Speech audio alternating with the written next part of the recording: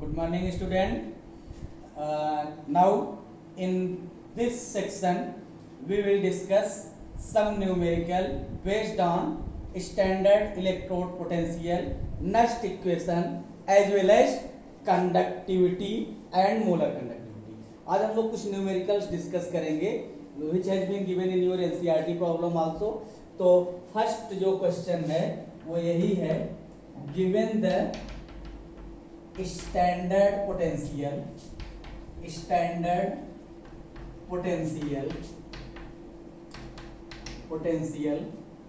of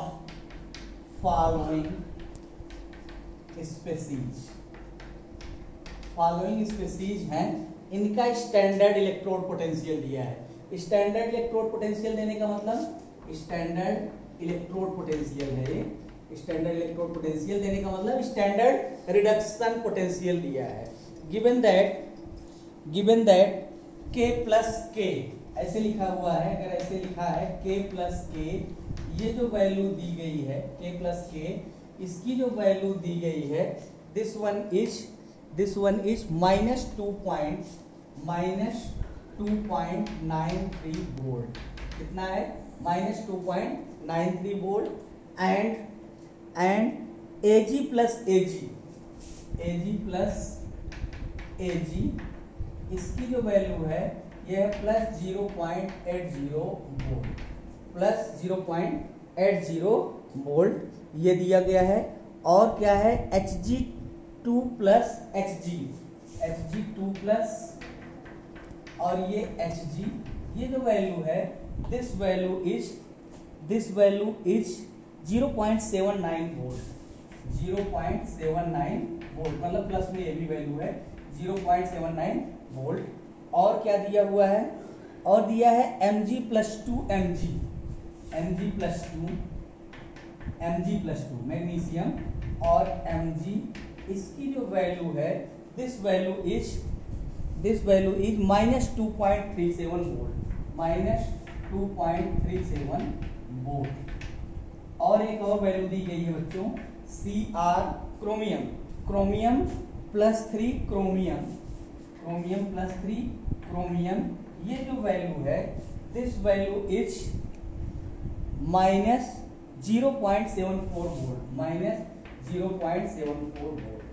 ये value वैसे दिया है, ये सब प्रॉब्लम वैसे भी हमने बताया था कि the value of standard electrode potential will be given in your problem. आपकी प्रॉब्लम में स्टैंडर्ड इलेक्ट्रोड पोटेंशियल की वैल्यू दी गई होगी। अब आपसे ये जानना क्या चाह रहे हैं, ये समझ लीजिएगा। कैलकुलेट, आपको बताना है arrange the metal in increasing order of, arrange the metal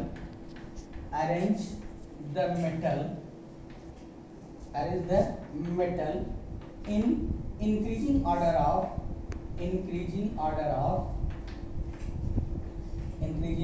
of their reducing power।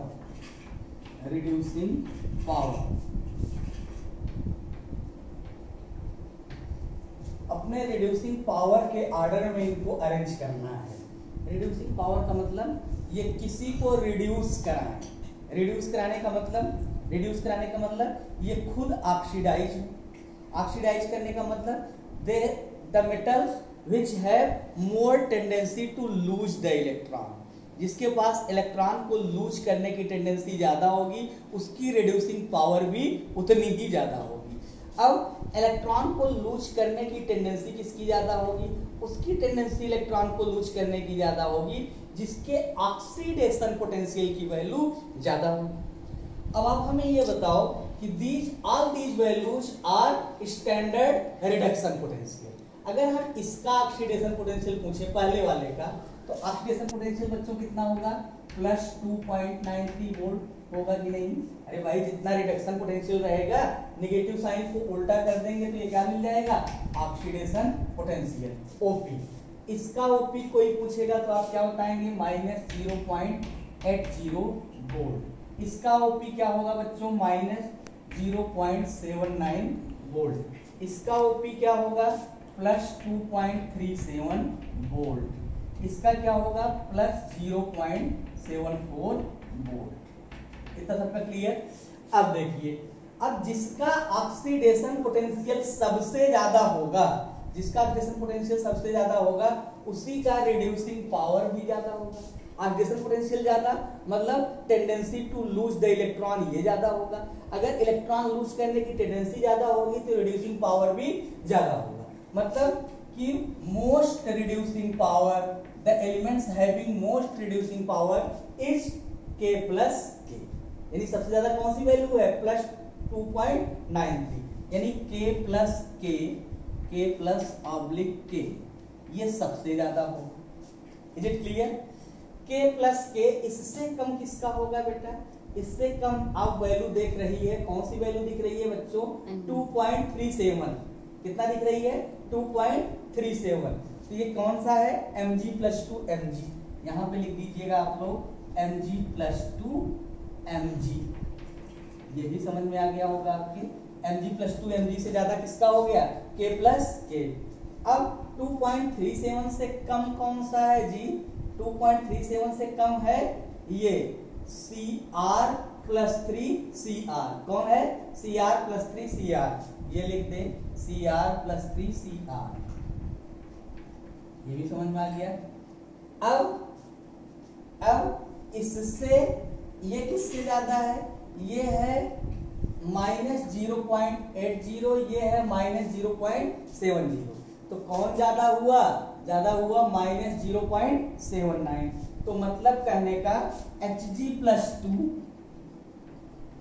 Hg plus 2 Hg हो गया। और सबसे कम रिड्यूसिंग पावर किसकी हो गई? Ag plus Ag, Ag plus Ag, Ag plus Ag की सबसे कम रिड्यूसिंग पावर, उससे ज्यादा Hg प्लस 2 Hg, उससे ज्यादा Cr plus 3 Cr and so on. This one is increasing order of reducing power. तो इसके लिए हमें कुछ नहीं करना है, बस खाली ये देख लेना है कि कौन से स्पीशीज की ऑक्सीडेशन पोटेंशियल ज्यादा है। तो जिसकी ऑक्सीडेशन पोटेंशियल ज्यादा होगी उसकी रिड्यूसिंग पावर भी ज्यादा होगी, और जिसकी ऑक्सीडेशन पोटेंशियल कम होगी उसकी रिड्यूसिंग पावर भी कम होगी। इतना clear? Now we will discuss our next question. We will discuss our next 3। हाँ, नेक्स्ट क्वेश्चन अपना है राइट द नर्स्ट इक्वेशन। ध्यान समझिएगा बच्चों, write the Nernst equation and EMF of following cell at 298 kelvin temperature. ये जो है एक रिप्रेजेंट किया गया है इक्वेशन को। ये आपके एनसीईआरटी का क्वेश्चन है, 3.5 का सेकंड पार्ट है ये। Fe solid Fe plus 2 aqueous, फिर डबल लाइन बनी हुई है, फिर यहाँ H प्लस, फिर H2 गैसियस, H प्लस फिर H2 गैसियस। आफ्टर देन क्या है? Platinum solid. प्लेटिनम सॉलिड बच्चों इसलिए लगाया गया है कि हाइड्रोजन गैस का जो एडजॉर्प्शन होता है वो कहाँ होता है? प्लेटिनम सॉलिड के ऊपर होता है। हमने स्टैंडर्ड हाइड्रोजन इलेक्ट्रोड में आपको पढ़ाया था कि standard hydrogen electrode is formed by adsorbing hydrogen gas at the rod of platinum. Is it clear? तो इस तरह से बना होता है। और देख E0 की जो वैल्यू है बच्चों, E0 की वैल्यू वो कितना दिया हुआ है? Fe प्लस 2 Fe के लिए है -0.44 वोल्ट, और E0 H2 प्लस 2H के लिए दिया गया है 0.0 वोल्ट है। इतना सबके समझ में आ रहा है। अब हमसे चाहिए इनको कि नर्स्ट इक्वेशन लिखिए। तो नर्स्ट इक्वेशन का फार्मूला लिखो ना बेटा, E cell equal to what? E cell equal to E0 cell minus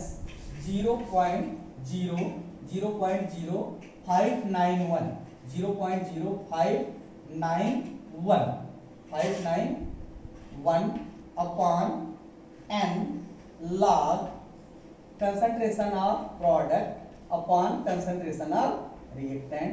यही नेक्स्ट इक्वेशन होता है।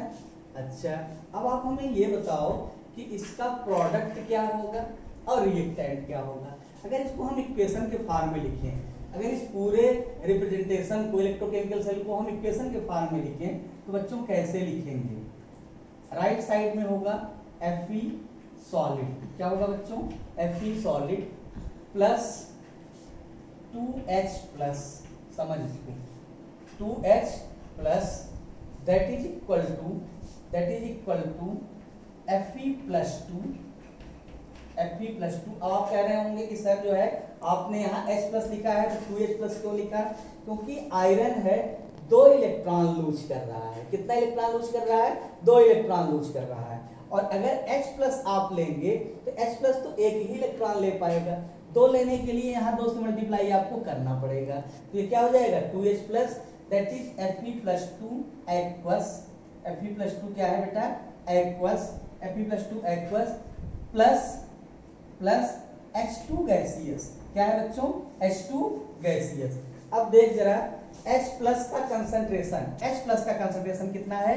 1 समझ इसको, 1 मोलर है। 1 मोलर है, 1 मोलर लिख लेंगे हम लोग। Fe+2 कितना दिया हुआ है ये देख लीजिए आप लोग, 0.01 मोलर है। ये भी समझ में आ गया। अब देखो, अगर प्रोडक्ट अपॉन रिएक्टेंट आपको चाहिए, यानी QC चाहिए, product upon reactant. Product side में कौन कौन है यार? Fe+2 एक्वस है और H2 गैस जिसका प्रेशर कितना है? 1 बार है। तो ओवरऑल आएगी वैल्यू किसकी? लॉग, पूरा लिख देते हैं हम। एक काम और भी इसमें बाकी है, इतना सबके समझ में आ गया? चलो ठीक है। अब E0 सेल चाहिए। क्या चाहिए? E0 cell. E0 सेल कैसे निकलता है बच्चों? E0 cell will be equal to E0 R minus E0 left। E0 R minus E0 left। Right side में कौन है जी? राइट साइड में हाइड्रोजन गैस है। हाइड्रोजन गैस का वोल्टेज कितना हमने आपको बताया? 0.0 वोल्ट दिया है, आपके प्रॉब्लम में दिया हुआ है। हाइड्रोजन का देखिए voltage 0.0 volt minus E0 left. E0 left कितना है? -0.44 वोल्ट। 0.44 वोल्ट। तो 0 माइनस 0.44 कितना हो गया? प्लस माइनस माइनस क्या हो जाएगा? Plus 0.44 volt. ये सबके समझ में आ गया होगा कि E0 की वैल्यू हमें मिल गई। अब बच्चों जब E0 की वैल्यू मिल गई, E0 की वैल्यू मिल गई तो हम लोग E सेल तो निकाल लेंगे ना भाई। E सेल निकाल लेंगे। कैसे निकालेंगे E सेल? फार्मूले में सिर्फ वैल्यू को रखना है हमें। फार्मूले में क्या रखना है? वैल्यू रखना है। तो E सेल आपको चाहिए, ठीक है भाई। E सेल मैंने लिख दिया ना। E सेल E0 सेल कितना है? 0.44 माइनस 0.0591 अपॉन N। N की वैल्यू कितना रखोगे भाई? Iron oxidised to Fe+2। Iron Fe+2 में ऑक्सीडाइज हुआ, मतलब कितने इलेक्ट्रॉन लूज किया? 2 इलेक्ट्रॉन लूज किया। तो यहाँ क्या रखेंगे? 2। यहाँ रखेंगे 2 लॉग कंसंट्रेशन ऑफ प्रोडक्ट का कंसंट्रेशन। प्रोडक्ट साइड कौन है भाई? कहाँ इक्वेशन गया? प्रोडक्ट साइड ये है। यही खाली प्रोडक्ट में बचेंगे और Fe सॉलिड तो 1 मान लिया जाएगा, H+ ये हो जाएगा। तो समझ में आ ही रहा है सबके। तो हम लिख रहे हैं प्रोडक्ट साइड में 0.01 मोल। तो 0.001 मोल को क्या लिख सकते हैं? log 10 का पावर -3। कोई दिक्कत है क्या जी? log 10 का पावर -3 अपॉन क्या? अरे यार ये हाइड्रोजन का कितना कंसंट्रेशन है? 1 मोलर। तो 1 मोलर इसका पावर 2, तो 1 पावर 2 कितना आ जाएगा? 1 ही आ जाएगा। तो log 10 का पावर -3 अपॉन 1। इसको मिटा दे रहे हैं। आप लोग देख सकते हैं 3.5 का सेकंड पार्ट क्वेश्चन है ये। अब इसको मैं सॉल्व कर रहा हूं, बहुत आसानी से सॉल्व भी हो जाएगा ये। E cell will be equal to 0.44 minus 0.0591 upon 2 log 10 का पावर -3। क्या है जी ये? log 10 का पावर -3। तो log m पावर n मैंने क्या सिखाया था? log m पावर n होता है n log m। तो -3 इधर आ जाएगा। log 10 की वैल्यू क्या हो जाएगी? 1। तो क्या हो गया वैल्यू बच्चों? 0.44 माइनस 0.0591 अपॉन 2 इंटू -3 log 10 की वैल्यू क्या हो गई? 1। तो तो जब -3 माइनस से मल्टीप्लाई हो गया तो कितना आ गया, -3 जो माइनस से मल्टीप्लाई हो गया तो प्लस हो गया। तो ये बच्चों इसको मैं ऐसे लिख सकता हूं 0.44 प्लस, अभी माइनस इंटू माइनस क्या हो गया प्लस, तो प्लस 0.0591 अपॉन 2 इंटू 3। ठीक है, अब 3/2 कितना होता है, 3/2 कितना हो जाएगा 1.5 तो ये हो गया 0.44 प्लस 0.0591 इंटू 1.5। अब इसी को सॉल्व कर लेंगे तो ई सेल की क्या मिल जाएगी, वैल्यू मिल जाएगी। इज इट क्लियर और नॉट? ठीक है, तो इस तरह से हम लोग कर लेंगे। Now you will solve all the question which has been given in your NCERT problem, and I am going to upload some basic question at your Google Classroom. Please see the video very carefully and try to solve all the question which has been given in your assignment. Okay.